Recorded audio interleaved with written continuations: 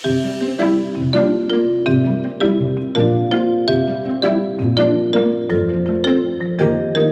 welcome to Transform Gov, the digital government podcast, and I'm your host, Maeve Neefsey.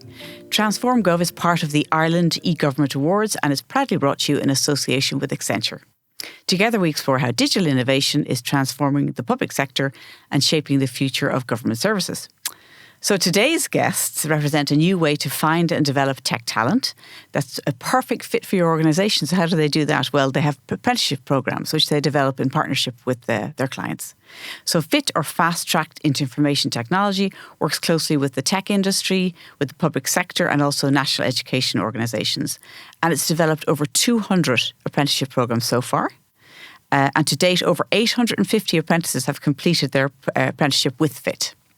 So the programme includes software development, network engineering, cybersecurity, and most recently, I understand, data analytics. Well, very opportune, right?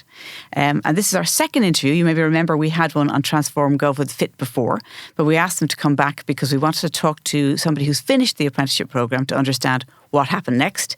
And also we wanted to find out actually how are the programmes developed and what kind of feedback the programmes are getting with the employers rather than just the apprentices themselves. So before I introduce our guests, I highly recommend that you check out our first interview on Transform Gov with FIT and also listen to the interview with Barry Lowry, who's the government CIO, and Maria McCann, former head of data for the HSE, because both of them talk about their positive experiences of FIT. So that'll give you another voice of confirmation. So our guests today are Andrew Finn, who's responsible for developing the FIT apprenticeship programmes and the academic content, and Andrew Byrne, who completed a software programming apprenticeship and is now an EO with the OGCIO within the Department of Public Expenditure. Well, that was a long intro. I'm exhausted. So, Andrew, I'm going to start with Andrew Finn first. Can you tell me a bit about how the FIT programmes, the apprenticeship programmes, have evolved really over the years? Because there's a lot of change, isn't there? Constant change in tech, probably than any other industry. There certainly is, and thanks for having me on the podcast. So, maybe just very briefly, my own background is in educational quality assurance. Worked in the further education sector, the higher education sector. In terms of my own background, I'm actually a cabinet maker by trade myself. And so you've done an apprenticeship? Absolutely, 25 years ago, but really interesting around the transferable skills that have stood me well. And interestingly, there was a time when, moving in academic circles, you'd be a little bit cautious about maybe sharing your full history in terms of maybe perception of an apprenticeship programme. But as I've got older, I've got to put that to bed very much. Academic snobbery, is that what you're trying to say? I wouldn't use that word, no? but definitely, certainly in that space. In 2016, I came across a document, a FIT skills audit, which is part of the work of FIT in terms of research, looking at skills gaps, skills deficits in the sector. And I was conducting a piece of research myself at the time. I was really impressed by it, but what struck me was the foreword of the document that set out, I suppose, FIT's ambition for a suite of technical apprenticeships, which at that time would have been, I suppose, really innovative in terms of moving away from your standard mechanics and, as myself, a cabinet maker, moving away from that mould and really putting it into the technology and related sectors. And really at the time, it was an audacious page of text for me in terms of something I wanted to be involved in. At that time, the research around that was looking at what employers actually need. And if we look at research from the European Commission, the expert group on future skills needs in Ireland, a lot of the FIT research, a lot of that tells us that 70% of roles can be filled with people with intermediate skill sets. And we overlap that to the traditional system. When you say intermediate skill sets, what do you mean by that? Well, people who can do the day-to-day work for their employer. So maybe not the very top person in the team, but the people that can analyse the data, the people can do the coding, people that can do the research, people that can, conduct and manage projects, and people that can just get on with the day-to-day work in a diligent way. One of the things in that space that's important is around the structure of our programme. So when we look at that 70%, what that told us is actually we didn't need to create apprenticeship programmes at the degree and postgraduate level necessarily, although there is space for those too in terms of the system. At the starting point, we had to start and put together a programme that would give people the knowledge, skills and competence that would give them that foothold and get them into their employer to be productive and to be able to add to their work or their teams.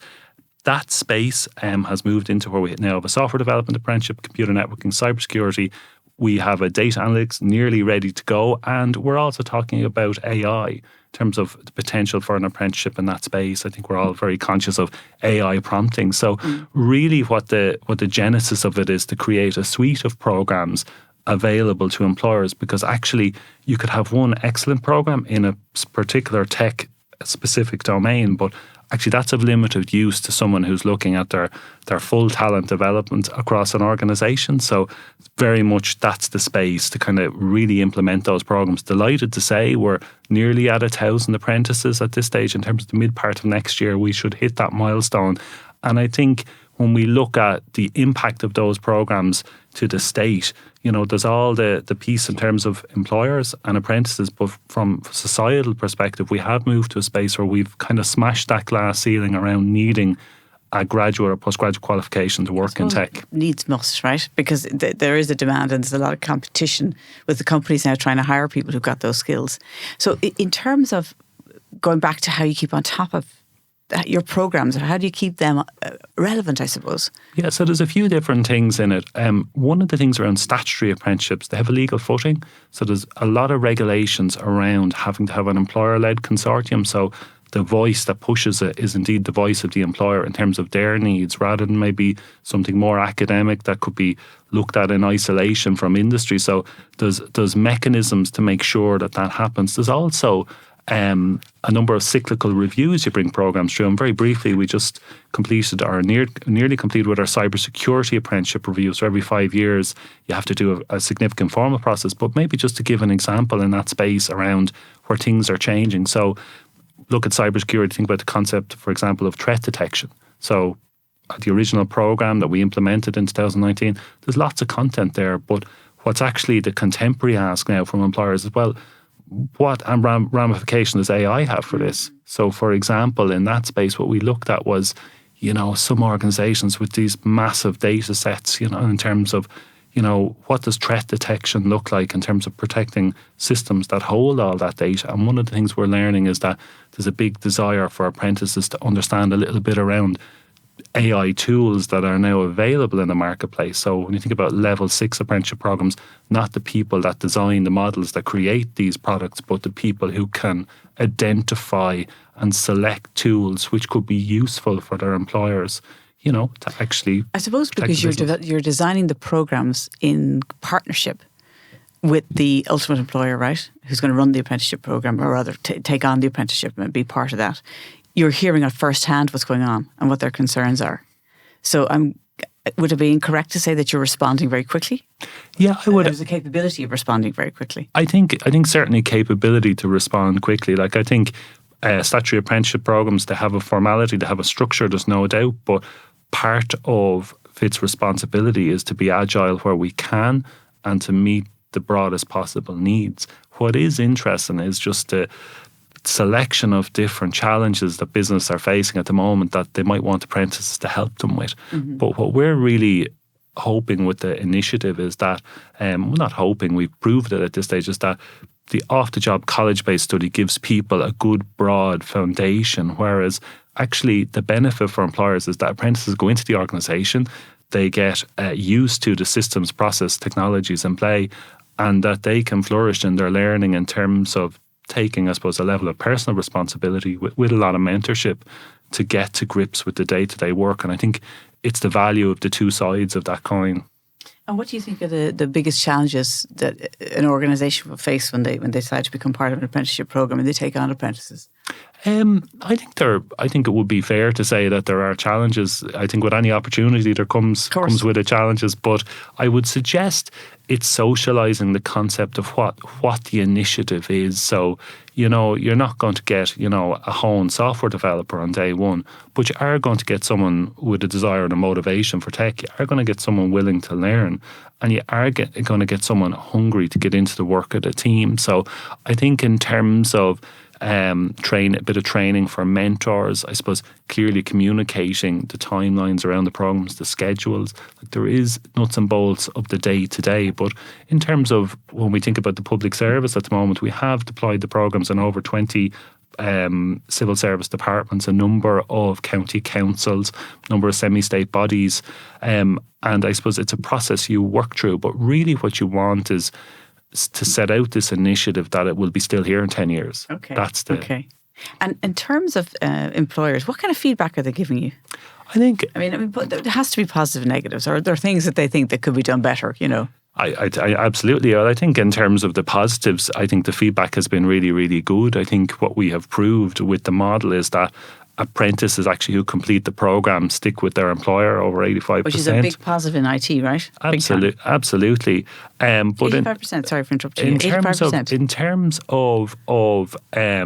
terms of apprentices progressing post completion, really, really good outcomes there. So I think that's a really important thing. In terms of some positives, and maybe to be centric to the civil service with this, if that's okay. Yeah, absolutely. So I think certainly, in the middle of COVID, we were in with, for example, the Department of Agriculture with some of the senior ICT reps there, and I had maybe made a misstep asking a question to one of the senior people where I asked, well, how are the apprentices working alongside your team? And the individual essentially, to be frank, corrected me and said, they are the team. Yeah. And that discussion was about the transition in that department, in the midst of COVID, volume hardware, volume software, thousands of people, needing to work remotely that was not anticipated. Mm-hmm. So to hear your apprentices being spoken very well of in that transition was really, really fantastic. And indeed, I think it gave a good reflection in terms of people putting their shoulder to the wheel. Mm-hmm. I think I had a similar experience with the HSE not so long ago, maybe just by way of an example. I had been in London on a holiday, and I visited the Churchill War Rooms. And when all the issues hit with the HSE a number of years ago, very close to the period of time where I was in the Churchill War Rooms, I had the opportunity to visit City West, where they had set up a kind of I suppose, for want of a better word, a temporary war space. Yes. War office. Yeah. And really what struck me in there was actually just the fact that this space looked very similar. It was actually an eerie thing to see it, but in the same context, talking to the staff involved around the capability of the apprentices to respond, and even capability of apprentices to actually understand the cybersecurity space in terms of trying to leverage resources very quickly. And I think maybe as a final example, just very recently was at a function down in Sligo where the ICT director of the Road Safety Authority was talking about their apprentice in a kind of a panel discussion type event, just in terms of the day-to-day impact on a team. So I think lots of good stories there. Absolutely. I know Maria McCann, when she was being interviewed, who's the former head of data for the HSE, she was in that out in City West, and she described it exactly like you, that it was like a war office, some sort of a zone. And any surprising or fun projects that came through that you as part of the apprenticeship program that you didn't think about to start out with? In terms of from the fit perspective or the apprentice perspective? From either or. I think when you get involved in an initiative, it certainly opens up the door. So I think in terms of you interact with more organisations, you learn more about skills needs. Certainly the journey with the civil service, for example, has been epic. So maybe just as by way of a quick example, I suppose I would have had, when I roll back the clock 5 years, I would have had a perception that in terms of the pilot implementation of apprentice into civil service, that what it was about was maybe moving from an analog government type scenario, I believe that's the term that people in that field use, paper all the way, to a situation, of kind of digital capacity. But actually, you interact with an organisation like the Office of the Government Chief Information Officer, and you get past the front door, and what you actually realise very quickly is actually the ambition is far greater. The ambition is to not just have that transition, but also in terms of how do you make access to excellent services for the public, that there's an ambition there that serves the public interest, and is fantastic to see. So when you say interesting things, I think in the public service whole piece, that has been very interesting. That's the scope of the ambition. Yeah, I think so. Yeah. And actually, we'll talk to Andrew now. Andrew Byrne, who you were initially with Fit as an Apprentice with the OGCIO. Is that correct? Yeah, I still am with them. CIO, and you're still with them as a full-time, as an executive officer, is that right? Executive officer. I actually went through the process there for HEO at the moment. So I got placed on the panel, which means they're just waiting to place me in a position after checking documents and doing all that. Oh, congratulations. That's fantastic. Great to see that happening. So how did you find what were the kind of other skills you learned rather than just the practical knowledge that you were learning through doing an apprenticeship program? There was actually quite a big focus on team building and your soft skills. I think that was intended as a sort of feedback that anybody was able to learn the practical skills, but a lot of people were coming in who didn't know how to work in a team. They maybe were a bit withdrawn. So they put a lot of emphasis on that, both in the job and in the schooling aspect. They had even personal development modules, so they wanted people to grow themselves, not just about the team, but the person. Mm-hmm. So I think you grew a lot as an individual more than just learning your skill set. And coming in, some people were coming in, they're older and some people are younger and some people are intimidated. They don't know, you might have dropped out of college. I was 19, I left college, went to work in a cinema, then in a bank, and I was looking to go back to college when I found this. And you think this is a great opportunity and you get it and you don't really know what you're going to walk into. But when you get in there, everybody is so supportive on both sides of it that they're really pushing you forward. I mean, one thing I will say about the perception of the civil service, as opposed to anything, there's a bit of a negative thing. In what way? People sometimes they'll joke and they'll say, it's, a bit lazy, it's an easy job and all that. The people in there that I've worked with, anyways, I can't speak for everybody in the whole civil service, but I've worked with a lot of people from different departments as well, and they work really hard, but also they're really good people who help try push you and so that you can keep developing. I've had so many people from so many teams right up to senior management. I've even been speaking with Barry because he's in the same department as me, and they encourage you the whole step of the way. But it was also the same with FIT. When it came to the end of the apprenticeship and the transition period, there was an interview to actually get the full position as an EO. So they helped you prepare for the interview? Yeah, they had prep interviews, and none of us had done any technical interviews at that stage. So, they did that. They gave feedback. So, if it didn't go well, they'd do more with you. They were pretty great along the whole way. There wasn't even a gap between it, so it was extended by a month. So you weren't kind of not working for a month. You went straight from the apprenticeship into a role eventually. Exactly. Yeah. And you're not just a number. Like they genuinely cared about you as well.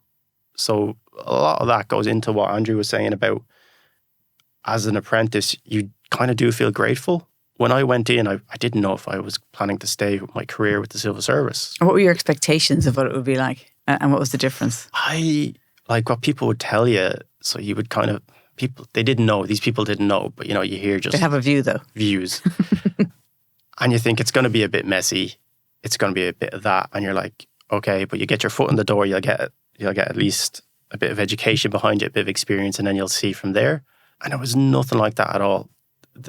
I mean, maybe there's not as many big teams because it's hard to keep as much staff, but there's just as much skill and much knowledge. Like they get contractors in if they can't have specialists because sometimes you have to, but there's a lot of skill and knowledge in those teams. And I think in terms of the apprenticeship side, Sandra, who was heading up the education we were in the Finglas Training Centre, mm-hmm. She was fantastic. Mm-hmm. Anytime she didn't know something, she'd come back, she'd do the research and she'd come back and she'd explain everything. They covered things outside of the course, so anybody who was interested in something, they'd cover outside of it as well. Absolutely fantastic people.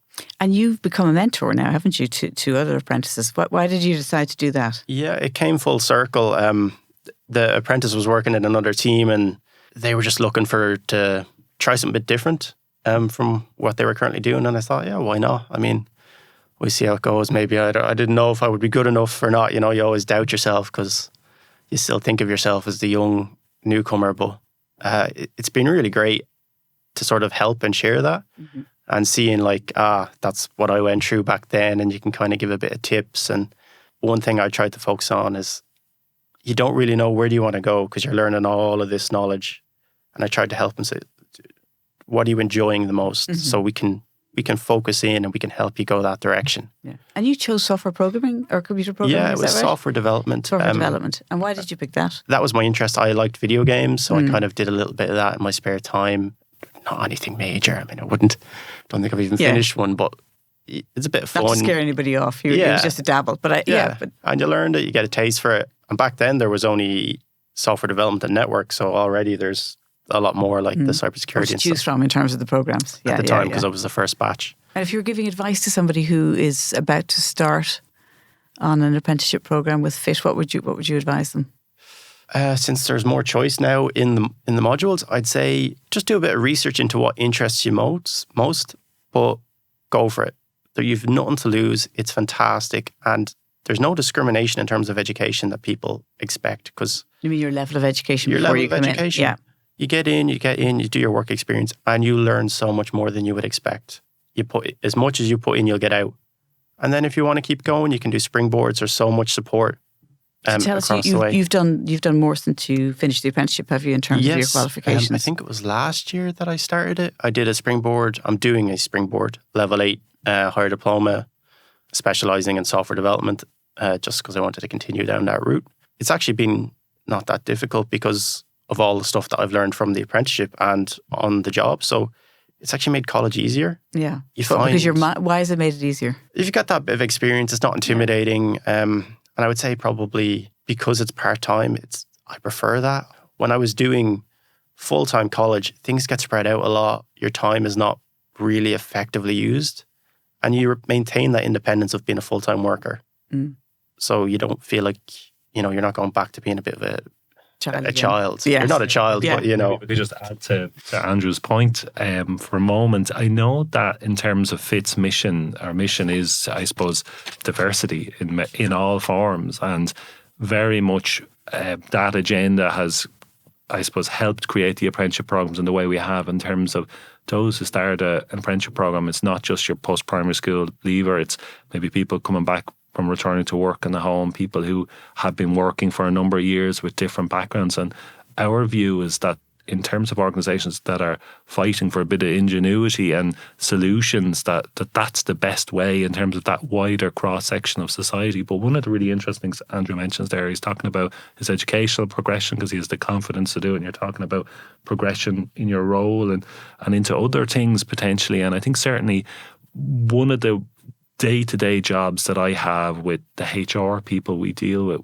in terms of this initiative is to kind of say it's not just about resourcing for today. Like that's the thing that's in front of us for the apprenticeship. These are people who can help with your skills requirements now, but it's also about the leadership of tomorrow. And very briefly, I attended a meeting not too long ago now in the Railworks in Inchicore, which is actually a fab location, a very interesting building in its own right.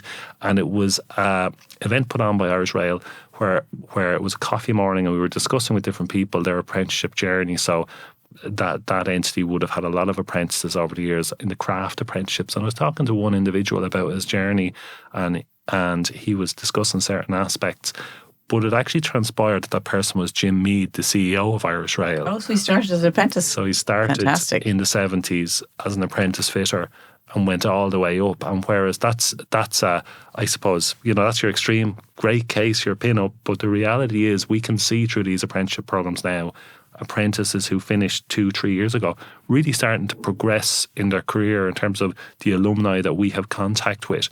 And that is a really good indicator for this initiative over time, because actually if that wasn't happening, the benefit part, it would be hard to evidence that, but we can see it in many respects. And we can see apprentices becoming mentors, and even the opportunity that offers for an organisation at an institutional level in terms of people taking a view around line management and supervising others and working in a structured format to develop staff and teams. So I wouldn't even look at it 100% as an apprentice initiative. I'd look at it as an opportunity for organisations to bring in a model with multifaceted opportunities in that space. And if I'm listening, I'm in one of the public sector organisation, I'm interested in getting some apprentices or getting involved, what do I do? How do I contact you? Yeah, well, I think the very first thing is there's a lot of information about the apprenticeships on fit.ie, the FIT website, in terms of the structure, what they look like,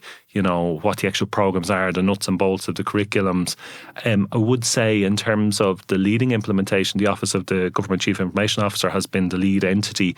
We've had a number of campaigns that they've they've led on When through. you say lead entity, you mean So, how does that they work? have assisted how other departments will take on apprentices. So there's been some competitions from the Public Appointment Service led by OGCIO. We hope to have another one in 2025. Good. Well, we're planning to be continued. But in terms of other entities, we do have county councils that have come directly through us. So really what I would say, the first point of call would be maybe a contact with OGCIO to see about their process. But certainly it is easy to get involved. Very good, very good. Look, I think it's amazing. And when you think about it, it seems to make absolute sense, right? That you're going to get this great talent that are going to understand how you work from the day one. And why wouldn't they be the person you'd keep on, like you, Andrew, right? So you're still working for the OGCIO where you did your apprenticeship. Yep. Well, thank you so much for coming in. It was really, really, really interesting. And of course, don't forget to listen to the other interview we did with FIT, because this is a continuum of, but fascinating. And I'm looking forward to seeing how it develops and how many more different kinds of apprenticeship programs you put out there. So thank you to Andrew Byrne, our former apprentice and now with OGCIO, and also Andrew Finn, Director of Academic Affairs and Programme Development with FIT. And you can find more information on fit.ie. And if there is a call, it'll be on publicjobs.ie for a public sector apprenticeship programme. And also to thank our team here. So producer Conal O'Moran, studio manager Peter Rice, our video editor Neil Horner, sound engineer and videographer Lee Brennan. And finally, thank you to South Dublin Podcast Studio. Thank you very much, guys. Thank you. Thanks for having me.